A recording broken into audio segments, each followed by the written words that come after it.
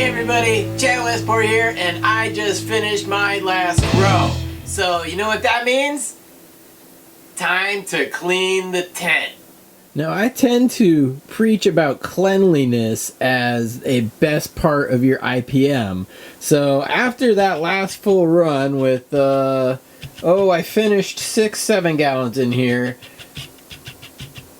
This is what the floor is looking like right now. So not too bad. A little bit of dirt. Could be worse, but it's not spotless. So that's what we need to get it before we start the next run. Alright, so now that the run's done, there's a variety of things in here I'm gonna clean. I want to start off with saying I did not have any bug infestations. I did not have any bug problems last time. This is going to be a pretty light cleaning. If you had bugs, that's a whole nother video. That's a whole nother set of protocols for cleaning. But because I didn't have any and everything is relatively clean in here, I'm just going to do basic wipe down. So I'm going to make sure to wipe down the floor. I'm going to remove the drip pan. I'm going to wipe down underneath there as well. Don't forget that stuff likes to fall in there. Going to wipe down the walls. Going to wipe down my fan. Going to wipe down my lights. And if you want to do extra credit, you could also do your exhaust fan or your inline fan. You can remove the ducting, wipe it out, wipe off the blades, reconnect your ducting. I'm not going to do that this time. Honestly, I do that maybe every third time, or if I do a seed run and there's pollen flying. If there were pollen flying in this tent, definitely wipe down everything and then do it again. So no bugs, no pollen, simple clean this time. Let's get to it. Alright, here are the tools I'm going to use to clean the tent today. I've got the broom, sweep up any leaves, any soil that's left on the bottom. I've got my bleach, which I'm going to use for the tent floor and the tent walls. This is not for my lights. Some people will use vinegar and water. That's cool. I use bleach and water. It's 10 parts water to 1 part bleach. Also, do make sure you label your bottles. I have it on the tape. I have it on the bottle. Used to be there too, but it kind of faded. So make sure you label these. The last thing you would want to do is accidentally grab this and spray your new clones with it, thinking you're foliar feeding. No, make sure you label your bottle. So this one's the bleach. Got my sponge, kind of scrub the walls with it. You know, wear your gloves if you're using chemicals like bleach, vinegar, any really cleaning agents. Just wear some gloves, doesn't hurt you. To clean out the fan, got the trusty Q-tips, get in those little cracks and crevices, get in the back there. Damp towel that kind of helps keep some of the dust down. If I had a can of compressed air, that'd be awesome because I could use that to clean the fan. I could also use that to clean the light. We'll get into the light in a minute. But I also have some like Sani wipes, you know, kills germs, kills bacteria, great for wiping down my cords in the grow room. I also want to say that before you get going, turn off the circulating fans in your tent, the ones that blow on your plants. You don't want to be spraying bleach and have that flying around in your tent. You don't want it flying up in the light, you don't want it flying up in your face. So turn off the circulation fans in your tent before you start cleaning. But again, because this is pretty strong and it's going to have some fumes, you need to ventilate the area. I'm going to leave my exhaust fan on, which will take the air out of here. I actually put it through the carbon scrubber and then out of my way, so no fumes. But yeah, turn off the circulating fans, leave your exhaust fan on.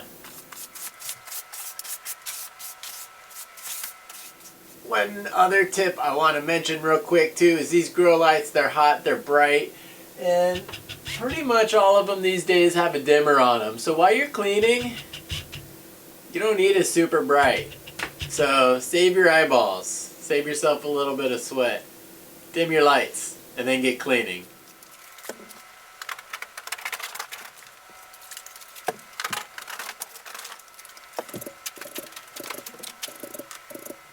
Don't be lazy. Be sure to hit your corners.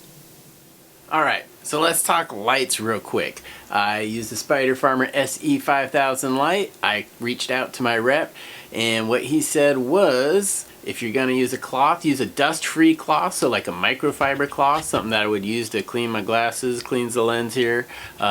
Use that, but you want to be really careful because these lights, when they're mounted, they don't sit in the board. They're raised slightly. So if you're brushing like this and you catch the edge of one of those diodes and it snags on your cloth, you're gonna rip off your diodes. So that's why the compressed air comes in really handy for the underside. You could blow that. You know, another thing he said is don't use corrosive liquids. Liquids are bad for electronics, in case y'all didn't know.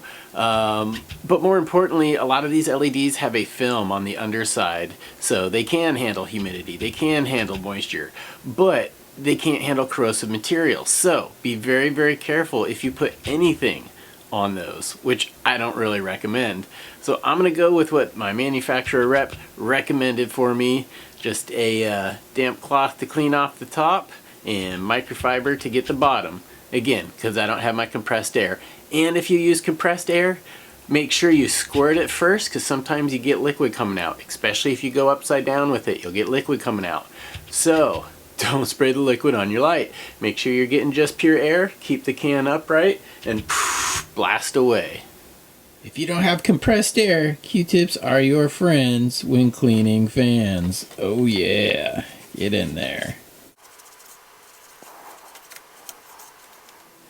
And there you have it. Now, I mentioned LED cleaning earlier. I want to say if you're using an HID system and you're using a reflector with a glass air-cooled hood, clean that glass. That can knock down so much of the light's potential. So make sure that's clean. Make sure you don't have oily fingerprints on there.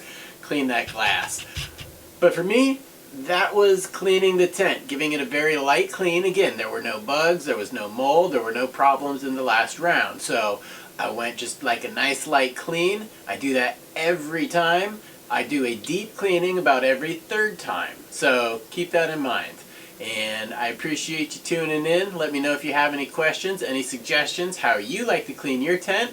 I'm all ears. Many different ways to do it, so I appreciate you checking out mine. I am Chad Westport. Find me chadwestport.com, on Instagram chad.westport, and right here on YouTube, Chad Westport.